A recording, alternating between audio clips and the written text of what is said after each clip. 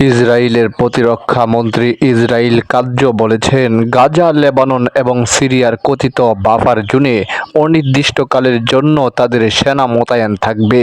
এ পর্যন্ত যেসব এলাকা দখলে নেওয়া হয়েছে সব অঞ্চলের কথা উল্লেখ করে এ ঘোষণা দিয়েছেন তিনি। এ খবর দিয়েছে অনলাইন স্কাই নিউজ।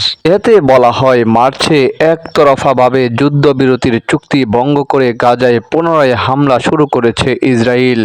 এ সময়ের মধ্যে উপত্যকাটির অর্ধেকের বেশি জায়গা দখল করে নিয়েছে তারা। গত বছর হিজবুল্লাহর সঙ্গে যুদ্ধবিরতির পরও লেবাননের কিছু এলাকা থেকে নিজেদের দখল ধরে রেখেছে।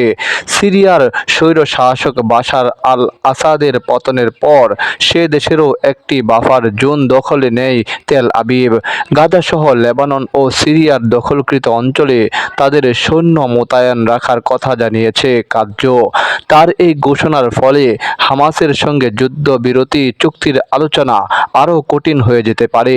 বুধবার প্রকাশিত বিবৃতিতে ইসরায়েলি প্রতিরক্ষা মন্ত্রী বলেন, অতীতের মতো ইসরায়েলি সেনারা যেসব অঞ্চল দখল করেছে সেসব অঞ্চল থেকে সরে যাচ্ছে না। সেনাবাহিনী গাজা, একই সঙ্গে লেবানন এবং সিরিয়ার এসব নিরাপত্তা অঞ্চলে, যেগুলো ইসরায়েল এবং শত্রুদের অঞ্চল থেকে ইসরায়েলি কমিউনিটিকে ভাগ করেছে, সেখানে অস্থায়ী অথবা স্থায়ীভাবে থাকবে। প্রতিরক্ষা মন্ত্রীর এমন বিবৃতির পর ইসরায়েলি জিম্মিদের পরিবার একটি বিবৃতি দিয়েছে।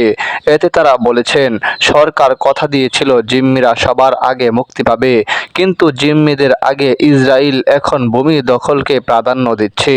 এই সমস্যার একমাত্র সমাধান হলো চুক্তির মাধ্যমে সব জিম্মিকে একই সঙ্গে মুক্ত করে আনা, যদি এটি স্থায়ীভাবে যুদ্ধ বন্ধের মাধ্যমেও হয়। এদিকে লেবাননের প্রেসিডেন্ট জোসেফ আইন বলেছেন, দেশটির যেসব এলাকায় ইসরায়েলি বাহিনীর উপস্থিতি রয়েছে সেখানে যুদ্ধবিরতির চুক্তি অনুসারে লেবাননের সেনাবাহিনীর পূর্ণাঙ্গ মোতায়েন বাধাগ্রস্ত হতে পারে। লেবাননের হিজবুল্লাহকে লক্ষ্য করে গত বছর প্রবল হামলা চালিয়েছে ইসরায়েল। এতে 4,000-এর বেশি মানুষ নিহত হয়েছেন।